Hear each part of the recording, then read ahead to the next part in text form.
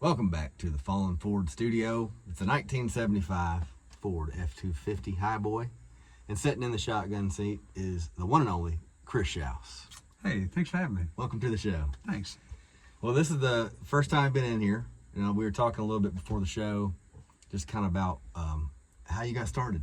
And I was there at the very beginning when you and Arthur Hancock were together, kind of rehearsal.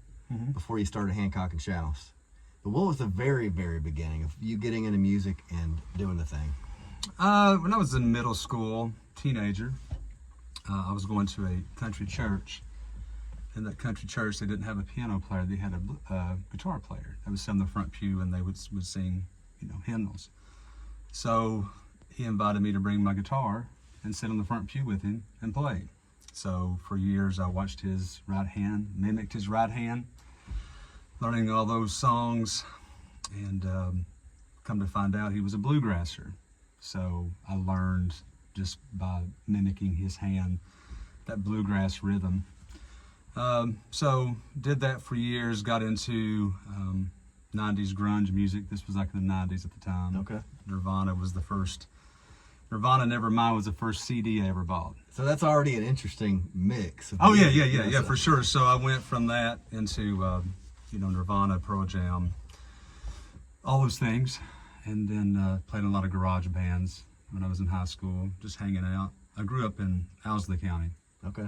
Not a lot going on there, so the weekends we would just hang out with each other and play music, and went to college. Was it kind of a bluegrass scene No, there? it was not a bluegrass scene. At this time, it was all like 90s grunge. Okay. What we were playing.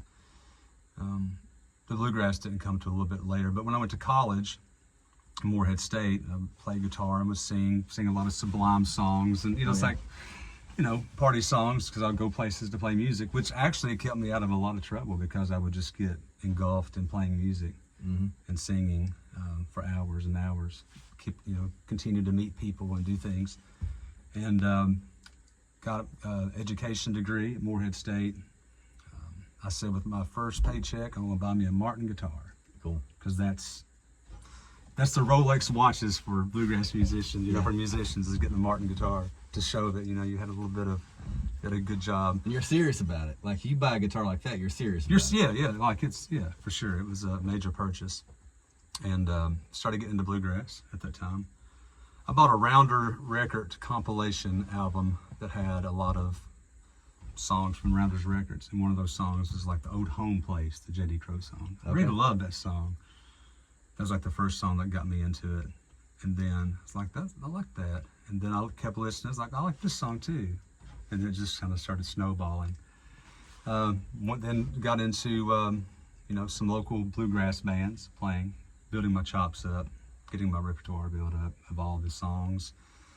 And then around 2007, went to a jam session and met Kurt Wilson, and we formed a band called the 23 String Band, and that band did really well. We got to travel around the country. We won Rocky Grass band competition. Rocky Grass is this great festival out in Lyons, Colorado. Okay. We joined a band competition there and won. Kind of gave us some street cred. Was that pretty quick, like quickly after you formed the band? Was it that you went and started traveling? A few years. Okay. Yeah. So I think the band started in 2007. Rocky Grass was 2011. So 4 years of playing. The band was based out of Louisville. And we just kind of started adding players from Louisville. And we just beat the bushes. This was at the time when, before social media, I think we may have had a MySpace page. But this was back when you wanted to do shows, you would put flyers on cars. We play a little place on Barstown Road called the Hideaway Saloon. The first time we played, there was 15 people. Yeah. And then next time we played, there was 25. That's a good feeling. Kind of starts building up, and you move from that venue to one a little bit bigger, and then towards the end that band stopped in 2015, something like that. Okay. So that's a pretty good run. It was a great run. Yeah, it was a great run. It was a very good band, a very fun band. I do have to say, the first time I heard that band name was through Jamie Gaddis. Jamie Gaddis, yeah. She said that I guess you all That were jam friends. session that we went to, I was in another bluegrass, like a local bluegrass band, and we played some guy's wedding, and was a couple of the guys was kind of on the corner playing some. At that time, we were in Old Crow Medicine Show. You know, if you listen to their first album, great album, it was like more old timey than what they are now. So we was on the corner playing some of that, and Jamie, I think, walked around and introduced herself, and she's like, "Oh, I have these jams at my house. You should come." And we exchanged numbers and became friends, and she finally taught me into going to one of those jams. And it was, the jams would last till daylight. That's awesome. Because we were all like early 20s. Nobody had a family. Nobody had responsibilities. So Full of we were just energy. full of energy, and you would just play and play and play, just song after song after song. It was so much fun. Can't do that anymore. We all have families, and we're all of the age that we can't do it like we used to. Yeah, Jamie, I brought her name up. You guys don't know her. She hasn't been interviewed yet, but we had an interview scheduled. We're going to get her back on the books. You'll get to know Jamie. So after you did the 21 string 23 string band. 23 string Because it was 23 strings were in the band. You had 8 on the mandolin, Okay. 6 on the guitar, banjo and bass, fiddle. That equals a 23 strings. Cool. That's kind of how it happened. And do you play all those instruments?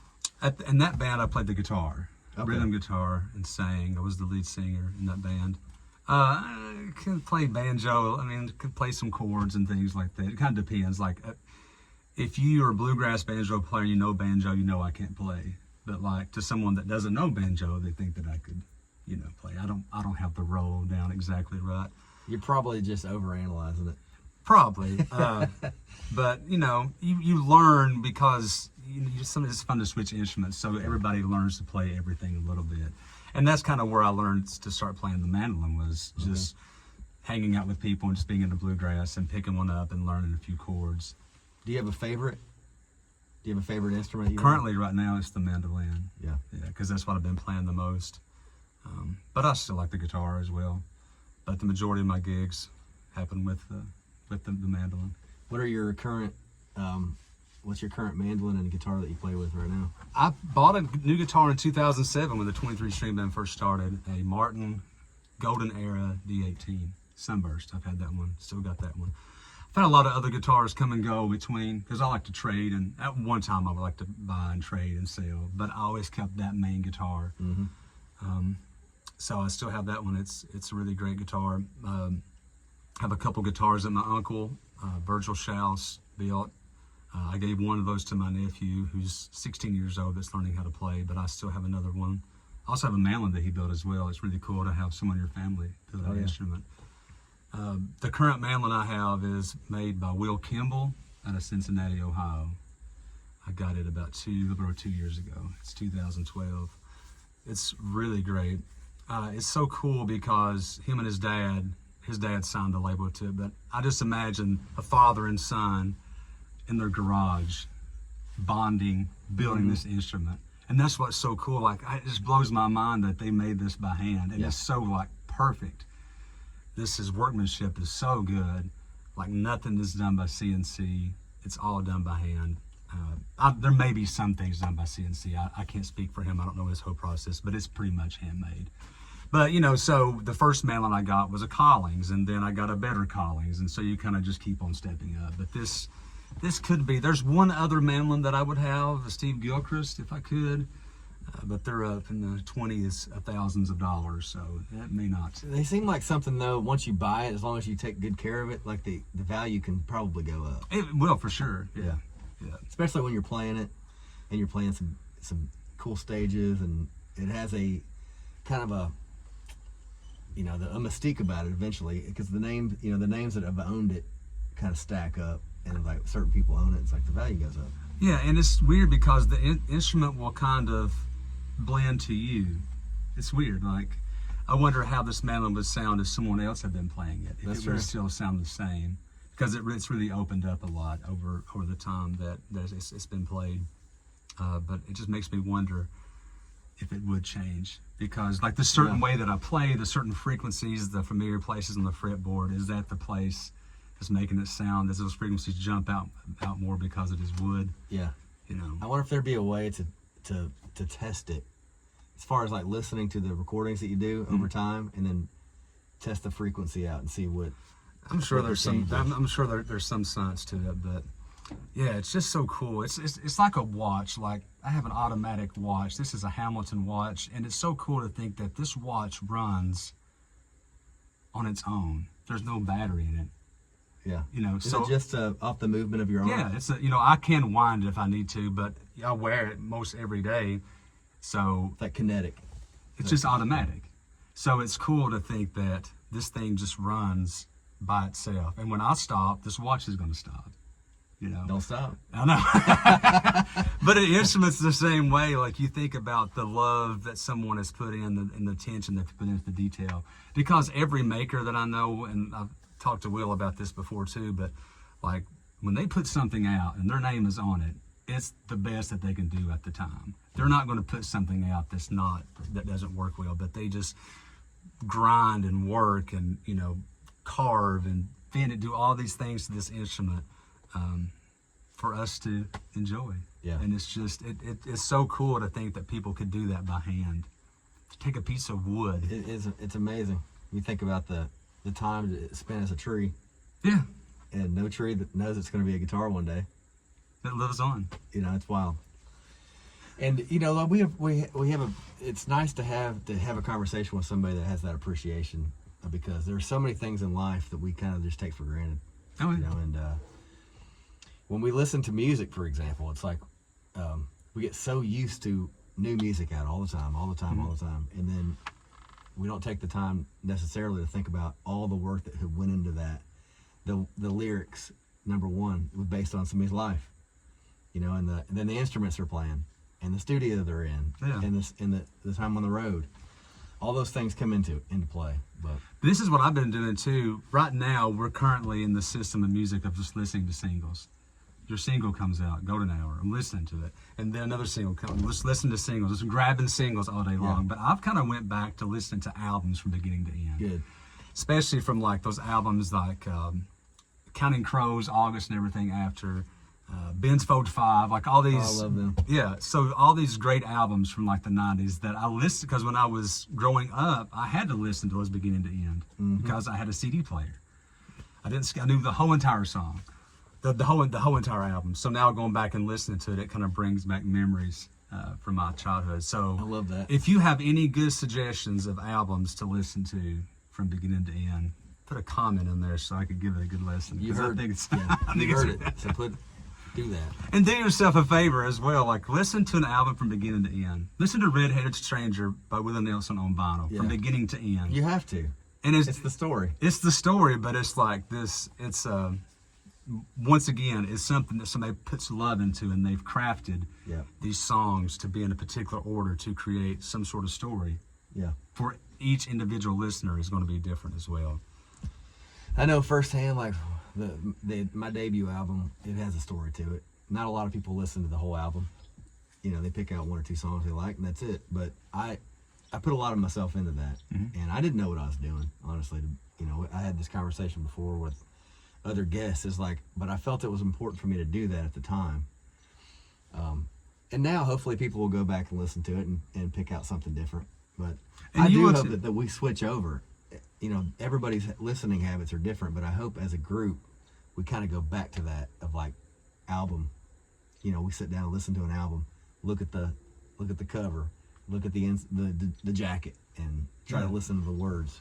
Or put on a good set of headphones. Put on a good set of headphones and listen to Sailor's Guide by Sturgill Simpson. Yeah. Like all the different insane things that's going on, all the textures and layers on that is really something cool to listen to. It's funny you brought up Ben Folds 5, man. I had that tape and I was going to UK. Yeah. And I had that it was stuck into my tape deck. I couldn't get it out. But it was like, I loved it. But Not Ben's Folds, Ben's Folds 5. Ben Folds 5. Yeah, the band, yeah. And they had, there's just, and now even to this day, as soon as I hear like even the intro on the piano, it's like on a couple of those Brick, songs. the song Brick. Brick is, Yeah. It takes me right back. Oh, it's insane. I love that about music.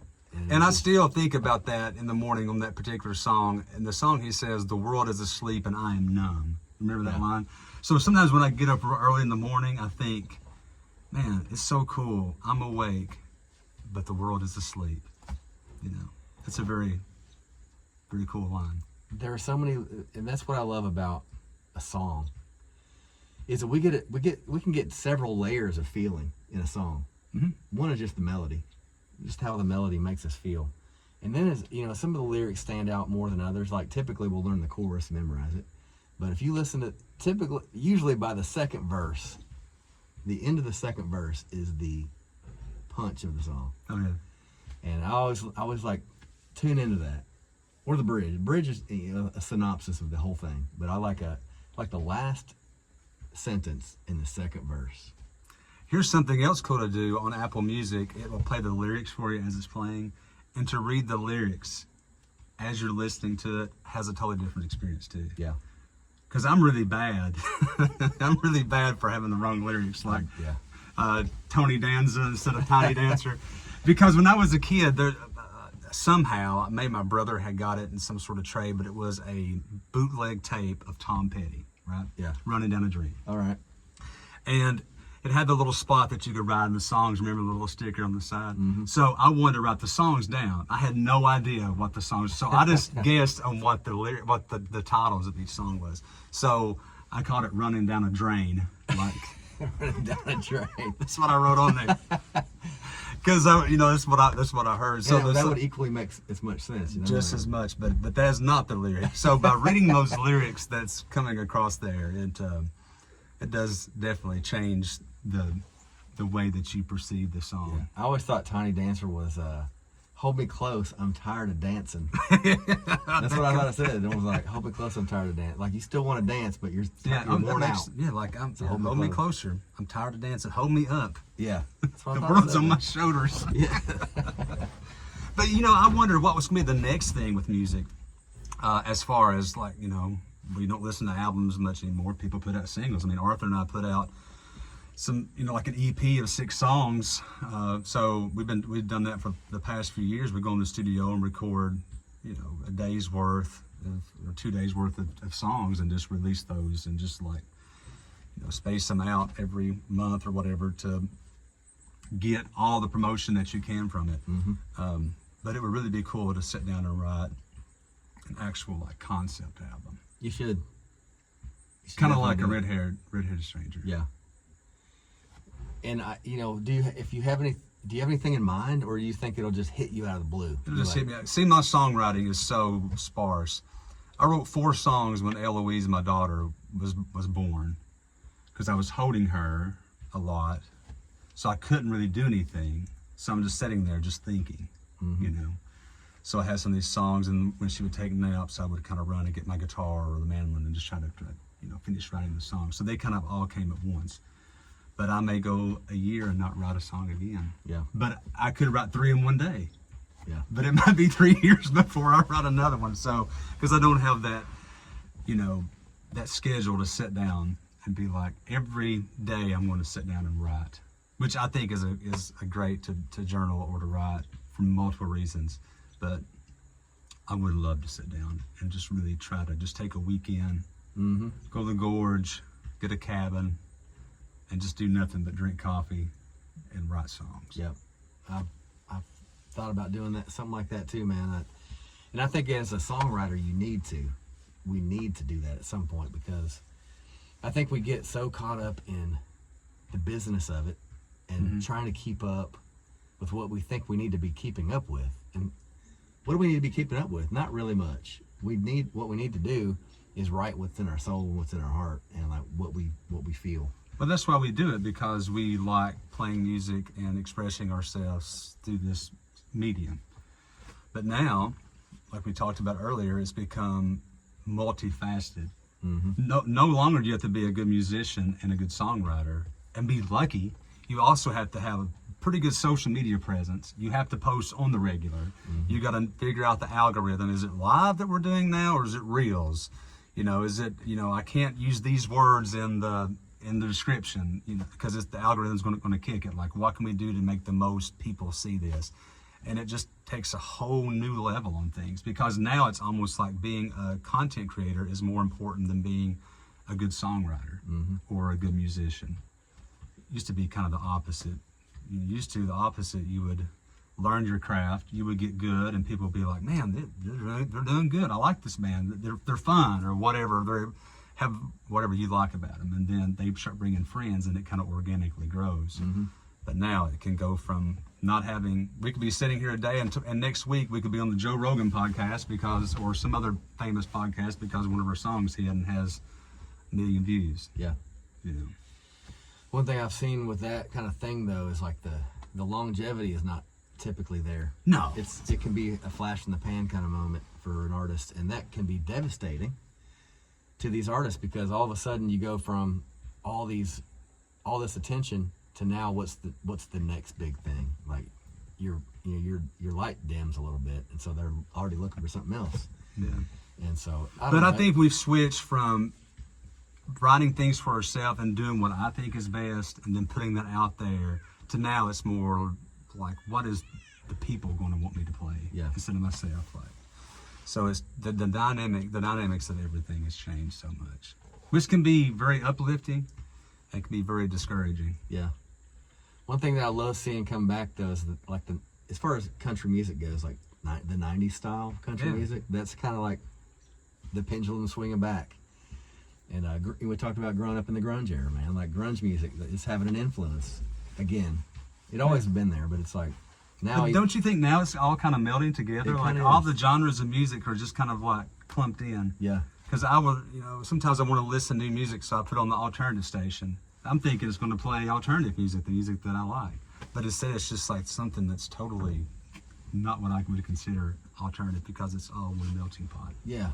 Do you feel, because Arthur played quite a bit of bluegrass music, bluegrass influence music. Yeah, for sure. Do you feel that is, how is that impacting the bluegrass community? Like the fact that things are melding together a little bit? I don't see it as much in the bluegrass as much. But I mean, people are more open to having different instruments like drums or electric guitar with a mandolin. Cole Chaney has a mandolin and a drummer. So those bands are kind of incorporating some of those bluegrass instruments. The Avett Brothers did really great. The guy playing a banjo, it wasn't a bluegrass banjo.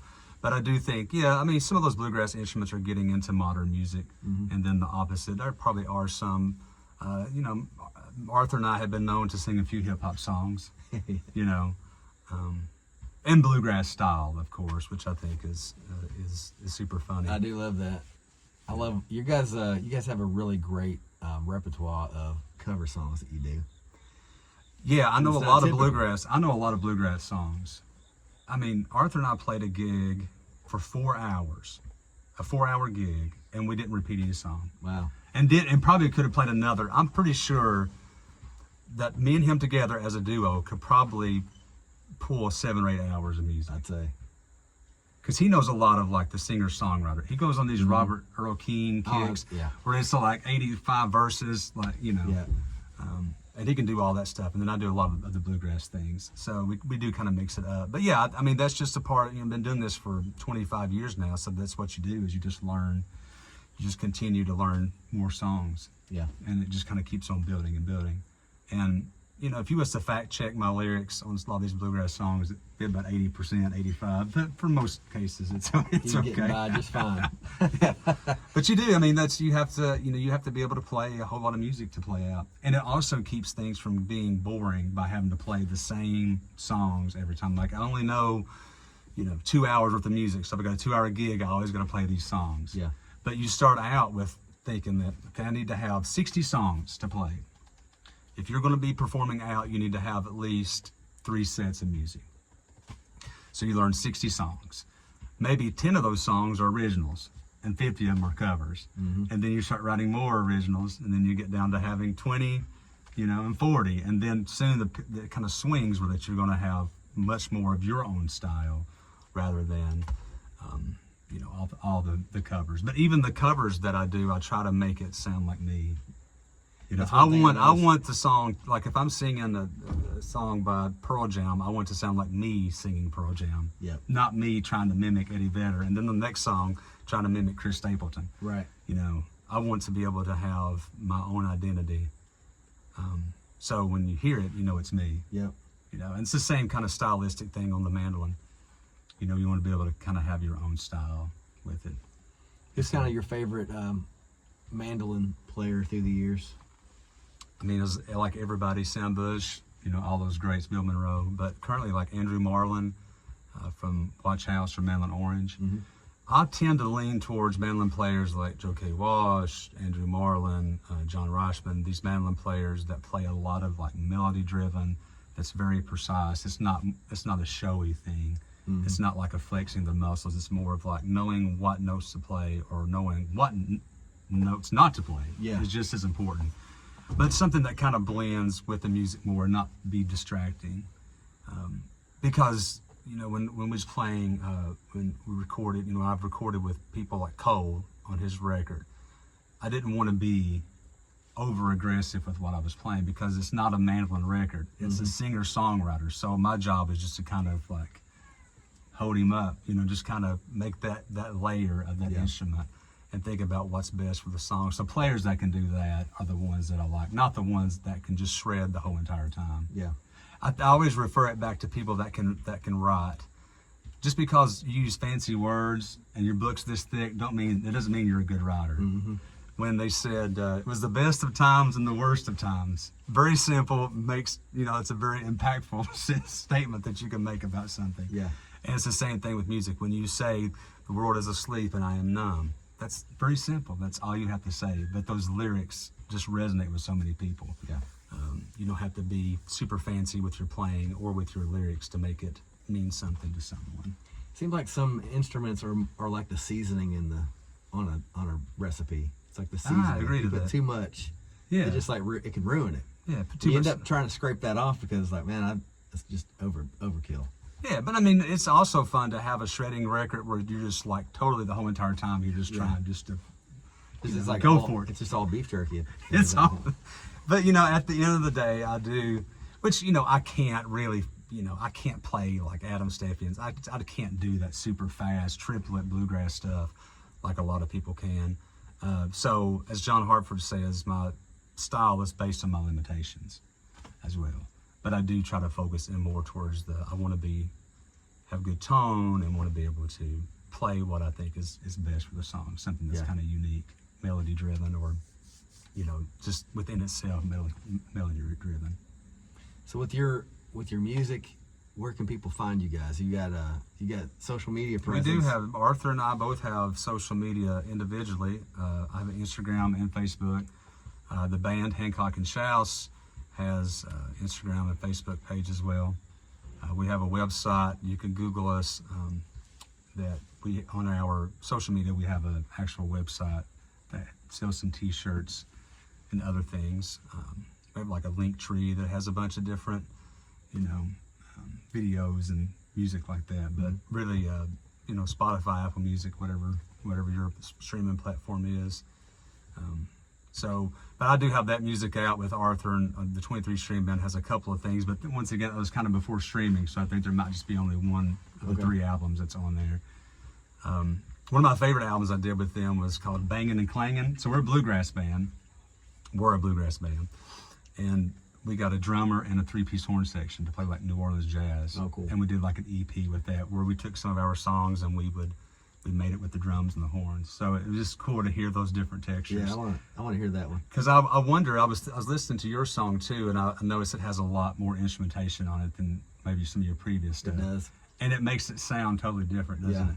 I went with a different producer, Zach McCord out in West Virginia, and he had some ideas with it, and I was like, I said, here's what I want to do, and he's like, I work with these guys, and bring them in the studio, and like, I don't know, it was like a different thing for me. I told him the vibe that I wanted. I told him like that I wanted to be involved in it, because I have worked with producers too, where I'm very, you know, I have my vocals on there, that's it, but I wanted to be involved in it. And the way that it turned out, plus the other, I was in there, I did another song. I'm not going to be able to release it at any time close to Golden Hour, because it's a completely different sound. It sounds like a bluegrass song. Which is fun. Had Jake Eddy on there on a. Oh yeah, killer. Yeah. And so but it just sounds completely different. But I think each song needs to stand for itself, and that's kind of the angle that I'm taking. But you also got to think of recording as that's just a snapshot of time. Yeah. Because you can't go back and listen to it, man. Like, man, I was, wish I would have done this, wish I would have done it. Because at the time, that's the best that you could do. That's what you thought was the best way to communicate your expression.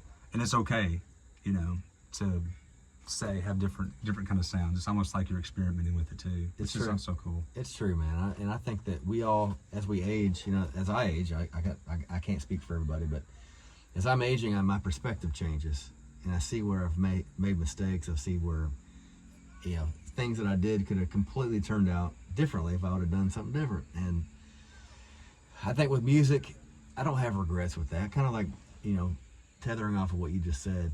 I think it's a snapshot in time, and we can't go back and change anything. So why fret about it?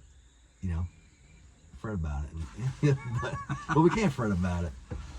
So what I'm doing now, I'm taking each song as it comes. I'm gonna put out a couple things that feel good to me and just see what happens, man.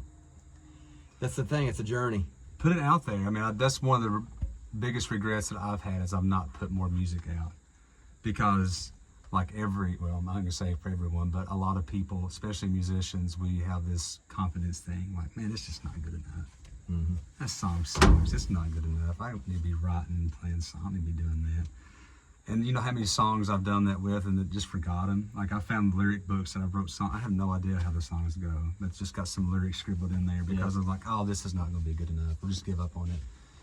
But I wish I would have recorded more. So you just record as much as you can and put it out there. And then for you, going back and listening to it, it's going to bring back those memories, like listening to Ben Folds 5. Yep. You're like, oh, I remember being in the studio when we was trying to do that. And I remember liking this or not liking this. But now it's kind of like when you bring other people in, like producers, they're also bringing their expertise and their flavor in on stuff as well. Yep. We go in there, like you said, with cooking. We go in there and we cook something. I'm like, hey, let's try some of this seasoning. And you try it, and I'm like, hey, it's different. Yeah. But still good. Yeah. Got to think of it like that. But what through the years? So you brought up a couple things that could have been, challenges or things that you had to like fight through or get over, and as we talked about, just the challenge of writing a song, and maybe second guessing something, and that process. What has been something that you could tell the audience about, like some wisdom that you've gained, through the years that you've been playing music, that you can maybe educate somebody that's just now starting, maybe a kid that's just now starting? Like, what are some words of even advice? An expert was a beginner at one time. So finish the song. Don't just stop. And I was so bad for writing. There's also a lyric to some song. I put myself through hell trying to write the second verse. And that's what happens. We put so much pressure on ourselves to complete this masterpiece that we think. And in some people's eyes, and in my eyes when I first started, it was never going to be good. Mm-hmm. But then I'm like, I just have to finish the song. I can always change it. I don't have to put it on a record. Yeah. I can write it and then make some changes to it. And then what we like to do now is we like to play it out live to see what people's response is with it, and be open to those changes. Yeah. Sometimes changing the key to a song, or changing from having a cut time feel to a 4/4 bluegrass feel, or slower or waltz, could totally change the song for the good. Mm-hmm. But just being accepting of making changes to it and just always kind of trying it. But you have to finish the song. Finish the song. Just finish the song. Because you may take the song and divide it up later and be like, actually, I like this chorus better. Or changing some words around. But the more that you play it and mess around with it, you get more used to it too. Have you ever listened to a song and the first time you listen to it, like, I didn't really care much for it. And then you listen to it again, like, it's kind of growing me a little bit. And then it turns into be like a really good album. Yep. Or a really great song. I've done it with albums. Remember the band, the Toadies? Alternative. They came up with this second record, Hell Below, Stars Above, I think it was. And the first time I listened to it, I was like, oh, this is not what I was expecting. This is not very good. And then I listened to it again, and then it turned into be like one of my favorite albums. Yeah. Because you kind of get used to it, and you kind of get familiar with things. your earbuds have to get adjusted to some sound sometimes. It's true. I can relate to that. I've had when I first listened to Robert Earl Keen, for instance, I listened to my buddy of mine introduced me to the live album from the Ryman, and so I listened to that all the time. I loved it, and then I went out and bought Ready for Confetti, the album Ready for Confetti. It has just an up tempo, kind of just completely different vibe, and I'm like, this ain't. Yeah, I always want to be depressed and want to be down, and I just want to listen. You see but now when I listen to that album, I listen to it start to finish, and it puts me in a good mood. I love it. And that's the thing, in that music creates a mood. I don't always listen to bluegrass. I'll listen to everything from jazz to hip hop to bluegrass, just whatever. And that's another piece of advice, is that just follow your inspiration. If you want to get playing electric guitar is making you want to play and write, play it. Playing a cello, whatever it is that you want to do, if it's inspiring you to want to play, to write, to perform, then you've got to follow that direction. Yeah. Follow the inspiration and finish your song. Finish the song. Chris, where can people find you guys coming up? You guys got some shows coming up? We're playing the Burl with our buddy Cole Chaney coming up. All right. Outdoor show. That's a good one. We're playing the Hill in Keeneland. If you like to go to Keeneland, the Hill is a good party place there. We're going to be playing there in October. But just hit us up online. Okay. We do have a lot of private gigs we've been playing, a lot of things. We've been doing some things at Maker's Mark. Chihuly, which is this great glass sculpture, has an exhibit there. So we sit out in the courtyard and play some music as people are checking it out. So if you like glass sculptures, you like Maker's Mark, come out some Friday and get you a drink and listen to some music and check out some of that cool artwork that's around all over, which is magnificent. They're like trees or massive pieces. They made that out of glass. I gotta go check that out, man. Yeah, just anything that's made by hand is amazing to me, whether it's metal, glass, wood, music, whatever. It's the arts, man, that make this life that we live. This planet it's a wild place, and it could be discouraging. It could be hard, and music and the arts are one of those things. Some of those things that kind of take the edge off and kind of make it bearable on some days, man. Do yourself a favor, stay off social media for an hour and just listen to a good record from beginning to end. Yeah. With your favorite drink, whether it's a bourbon on the rocks or sparkling water, whatever it is that you want, and just take some time to enjoy that and find some solace in just something that's not all the hysteria that's going on, because it can be extremely overwhelming for everyone. And if everybody does that, if everybody just takes a chill moment, it can change everybody's day. It can change the outlook of an entire group of people.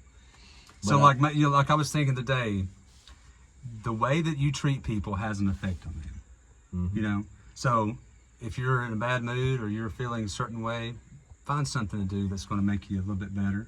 Listen to a good album, and then before you say anything that's negative on that social media post or whatever, just if everybody would just take that chill out moment to listen to a couple good songs, and before they would speak or post something, the world would be a lot better place. Or finding some art, whatever it is that your thing is. Yeah.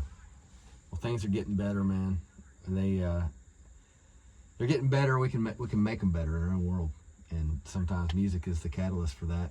Yeah. And supporting people. Go out and support local music. Go out and support local businesses. Go out and support things like that, because your support could make a difference if somebody's changing their career. By telling somebody, by coming to your show and being like, man, I really enjoyed your show. It really spoke to me.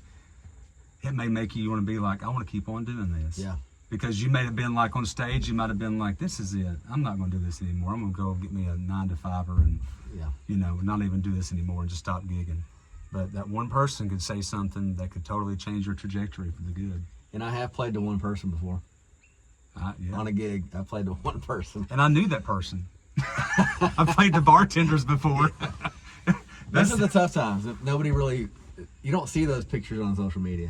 You see the big crowds and the big shows, but you hardly ever see those moments where you're sitting in your van and be like, well, Why did I drive 2 hours to play to one person? Drove 2 hours, made $20, Yeah. and I played for one person. Exactly. It can be very discouraging. And then the next night you may play, and it could be something that's great. It's always up and down. But you got to think about the averages, though. That's true. You just got to ride the wave. It's all character building, if we let it. It can be very humbling. Well, Chris, I've really loved you having you in the truck, man. Yes, thanks for having me. Thanks Super for cool coming out. truck. And I mean, 40 minutes goes by in a flash here. And so I'd like to pick up another conversation with you one day. Sure, anytime. Maybe play a song on the next one. You could start bringing some instruments in here, and we could do that. person could play a song. Yep. That'd be cool. We will we'll pick back up on a part 2. Let's do it. Bring a mandolin. Okay. Sounds good. Thanks. All right, y'all. This is Falling Forward. You know how it works. If you give me a subscribe, follow, whatever you want to do, make a comment, share it around with your friends, tell everybody about Chris Shouse and what he's doing with his music. Hancock and Shouse, check all their stuff out. Be good to each other. Be kind and finish that song. That's right. Listen to a record.